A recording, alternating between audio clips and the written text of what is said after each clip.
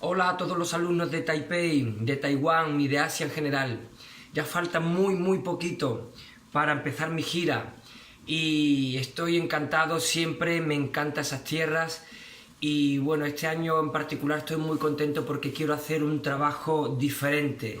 Quiero que tengáis una coreografía mía, cortita, pero una coreografía con mi estilo, ¿vale? Va a ser un trabajo muy intenso, muy interesante.